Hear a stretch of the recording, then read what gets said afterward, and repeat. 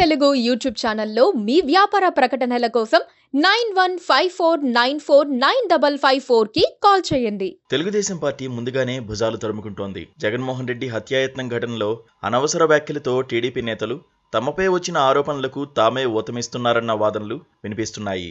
YS Jaganmohan రెడ్డిపై హత్యాయత్నం ఎవరు చేస్తారో, వారి సామాజిక వర్గం ఏంటో, వారిని పురమాయించిన నేత ఎవరో తెలుగుదేశం పార్టీ నేతలకు ముందస్తుగానే తెలుసా?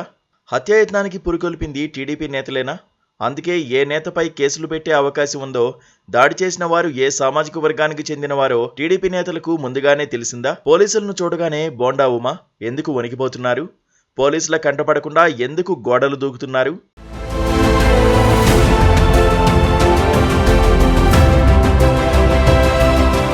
వైఎస్ఆర్ కాంగ్రెస్ పార్టీ అధినేత ముఖ్యమంత్రి వైఎస్ జగన్మోహన్ రెడ్డిపై విజయవాడలో హత్యాయత్నం జరిగిన సంగతి తెలిసిందే. దాడి జరిగిన మరు నిమిషం నుంచే టీడీపీ, జనసేన నేతలు జగన్మోహన్ రెడ్డి తనపై తాను దాడి చేయించుకున్నారని ఎదురుదాడికి దిగారు.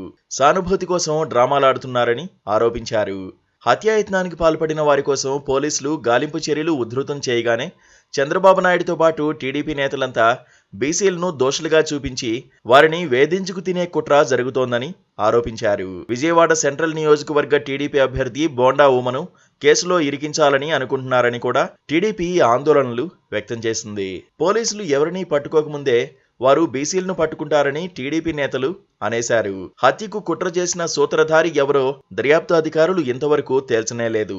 దానికి ముందే బోండా ఉమను కేసులో ఇరికించే కుట్ర జరుగుతోందంటూ హడావుడి చేశారు. ఇక్కడే టీడీపీ నేతలు తమపై వచ్చిన ఆరోపణలకు తామే ఊతమిచ్చినట్లయిందని అంటున్నారు నిపుణులు. హత్యాయత్నానికి పాల్పడిన వారిలో రాయి విసిరిన సతీష్ను పోలీసులు అరెస్ట్ చేశారు.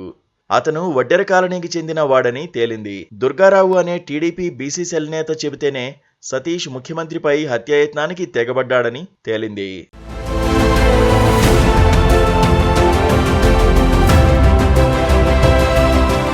దుర్గారావు టీడీపీ నేత బోండా ఉమకు సన్నిహితుడన్నది బహిరంగ రహస్యం. అంటే బీసీ సామాజిక వర్గానికి చెందిన సతీషే ముఖ్యమంత్రిపై దాడి చేశాడని, అతన్ని ఆ పనికి పురమాయించిన దుర్గారావు బోండా ఉమ శిష్యుడే అని టీడీపీ నేతలకు ముందుగానే తెలుసు కాబట్టే బీసీలను ఇరికించే అవకాశాలు ఉన్నాయని చంద్రబాబు అండుకో ముందుగానే ఆరోపించారని అనుకోవాలంటున్నారు నిపుణులు.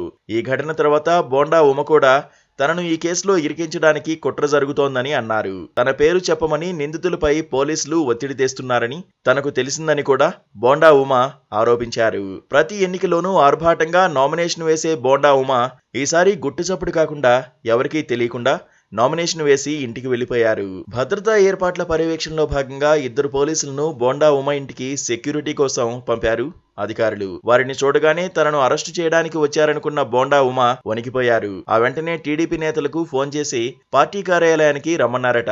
వారు స్పందించకపోవడంతో వంగవీటి రాధాకు ఫోన్ చేసి తన భయం చెప్పుకున్నారట. దాంతో రాధ తన అనుచరులను పంపి బోండా ఉమను తన ఇంటికి తెప్పించుకున్నారు. ఇది కూడా ఎలాగంటే బోండా ఉమ పోలీసుల కళ్లు కప్పి పార్టీ కార్యాలయంలో చొక్కా మార్చుకుని గోడ దూకి పరారయి వంగవీటి ఇంటికి వెళ్లారు. బోండా ఉమ పేరు చెప్పాలని పోలీసులు ఒత్తిడి తెస్తున్నారన్నది బోండా ఆరోపణ. పోలీసులు ఎవరి ఆధీనంలో ఉన్నారో బోండా మర్చిపోయినట్లున్నారు. ప్రభుత్వ అధికార యంత్రాంగం అంతా కూడా ఎన్నికల సంఘం అజమాయిషీలో ఉంది. అందుకే జగన్మోహన్ రెడ్డిపై హత్యాయత్నం జరిగిన క్షణం నుంచి రోజువారీ కేసు దర్యాప్తు వివరాలను నివేదికల రూపంలో చీఫ్ ఎలక్షన్ ఆఫీసర్కి అందిస్తున్నారు పోలీసులు.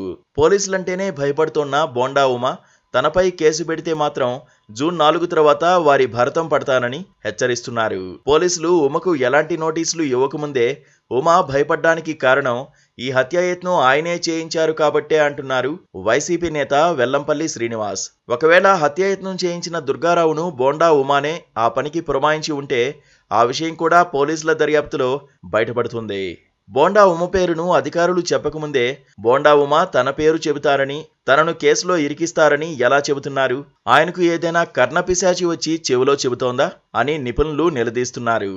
అన్నా క్యాంటీన్ తీసేసినందుకే సతీష్ దాడి చేశారని బోండా ఉమ చెప్పారు. ఆ విషయం బోండా ఉమకు ఎవరు చెప్పారు? పోలీసుల అదుపులో ఉన్న సతీష్ బోండా ఉమకు ఫోన్ చేసి చెప్పారా అన్న ప్రశ్నలు వస్తున్నాయి. ప్రస్తుతం జగన్మోహన్ రెడ్డిపై హత్యాయత్నం కేసులో బోండా ఉమ భయపడుతున్నారన్నది వాస్తవం. చాలా టెన్షన్ పడుతున్నారు. దీనర్థం ఆయన ఏదో ఒక తప్పు చేసి ఉండడమే కావచ్చు అంటున్నారు నిపుణులు. అందుకే తనపై కేసులు పెడతారని ముందస్తుగానే ఉమ పెడబొబ్బలు పెడుతున్నారు. అయితే బోండా ఎన్ని పిల్లి మొగ్గలు వేసినా దర్యాప్తు అధికారులు తమ పని తాము చేసుకుపోతారు. తప్పు చేసిన వారిని వారు బోన్లో నిలబెడతారు. న్యాయస్థానాలు దోషులకు కఠిన శిక్షే విధిస్తాయి. దానికి బోండా ఉమా అతీతుడు కాదంటున్నారు పాలకపక్ష నేతలు.